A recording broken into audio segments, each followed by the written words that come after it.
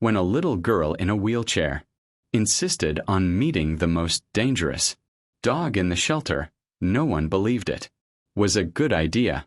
Shelter staff warned her to stay away from the aggressive dog, but she ignored all the warnings.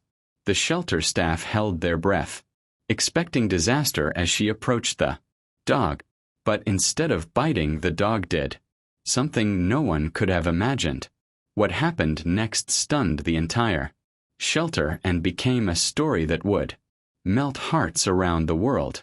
Titan had been at the shelter longer than any other dog, a massive German shepherd, with a thick black saddle and eyes the color of burnt amber.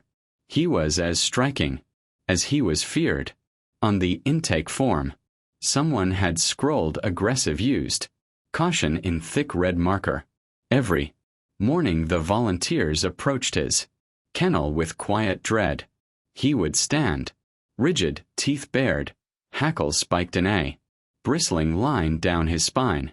No matter how soft their voices or how tempting the treats, Titan never let his guard down.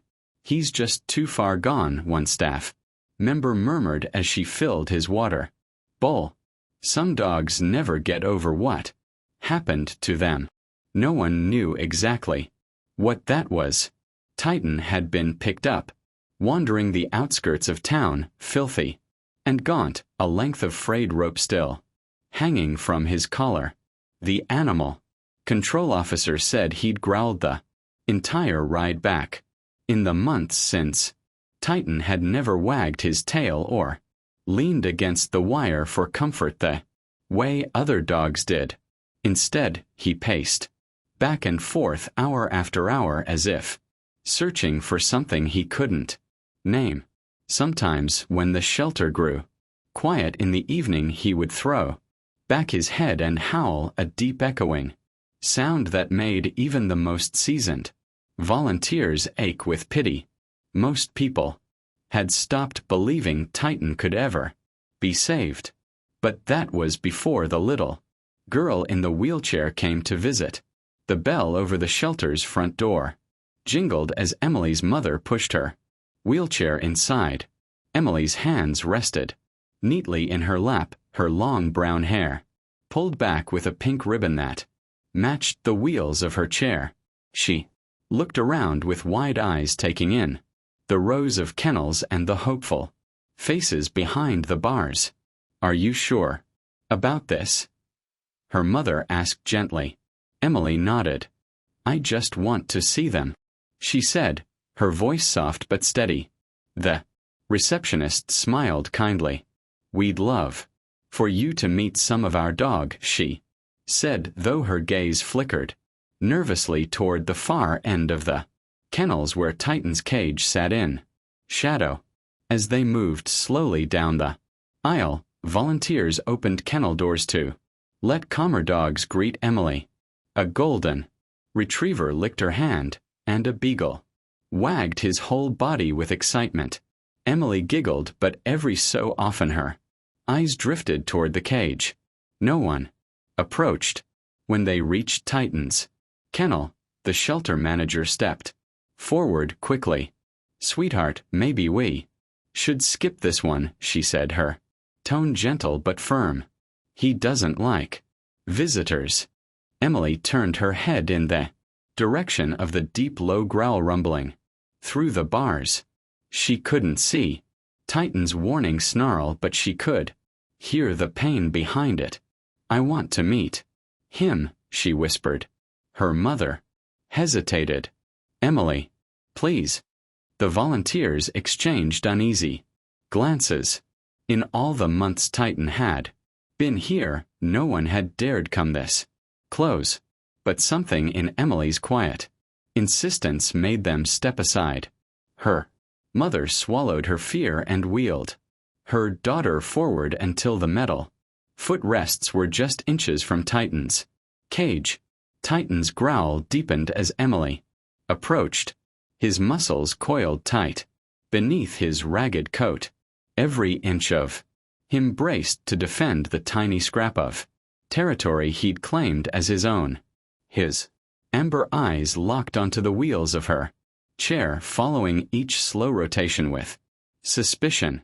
"Easy," Emily whispered, though no one could tell if she was talking to him or herself. She rested her hands on the arms of her chair and tilted her head, listening.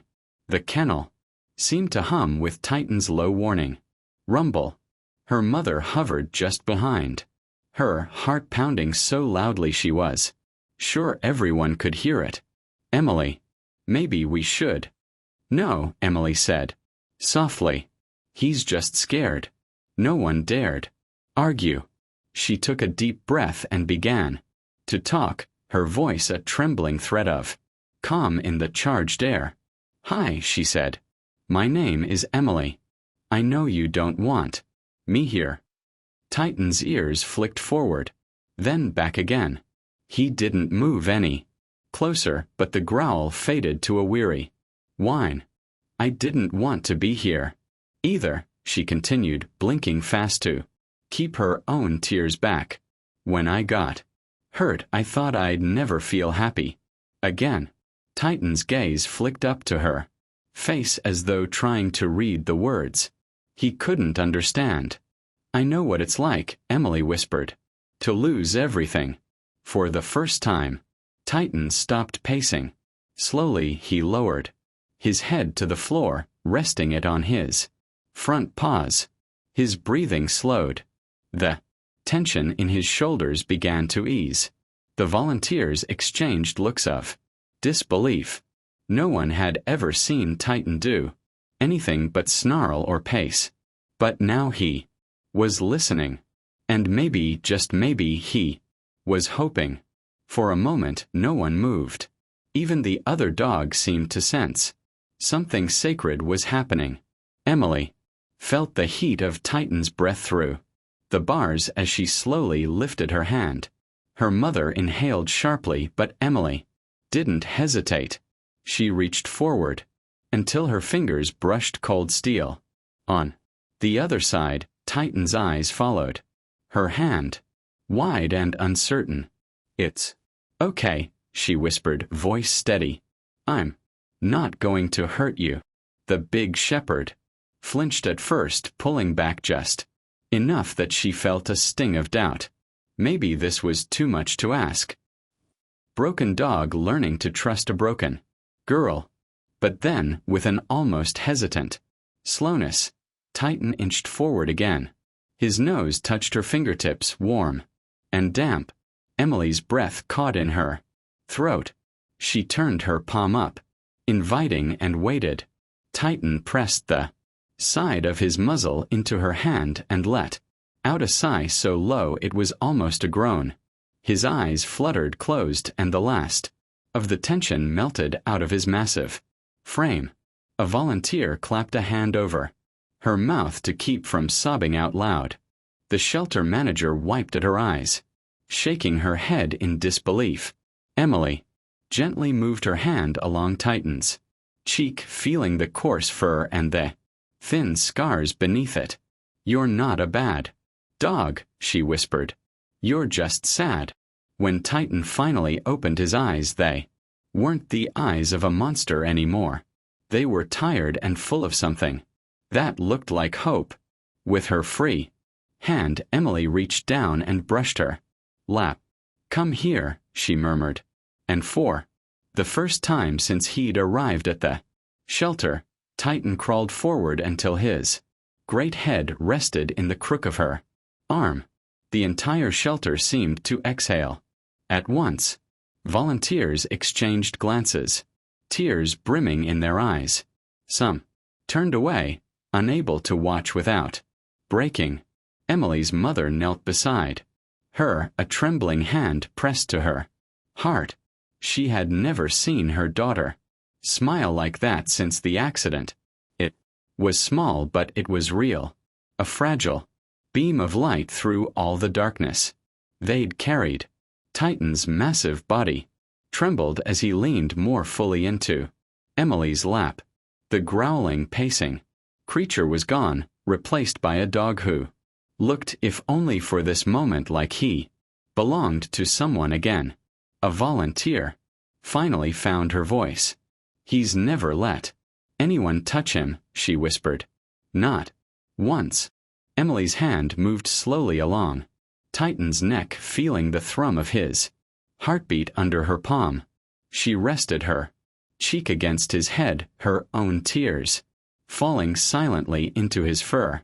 You waited for someone to love you, she murmured, her voice breaking.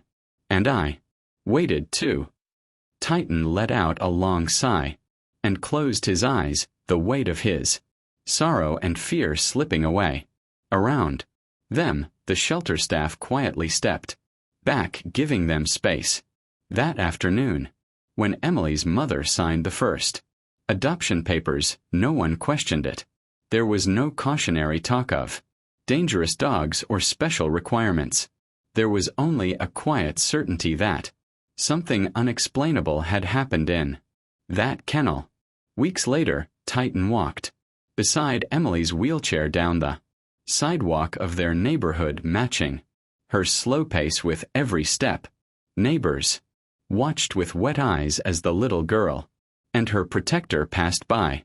And in that small town, everyone agreed the day Titan met Emily was the day they both came back to life. If you were moved by this incredible story, don't forget to like, share, and subscribe. Stay with us for more heartwarming and unbelievable stories.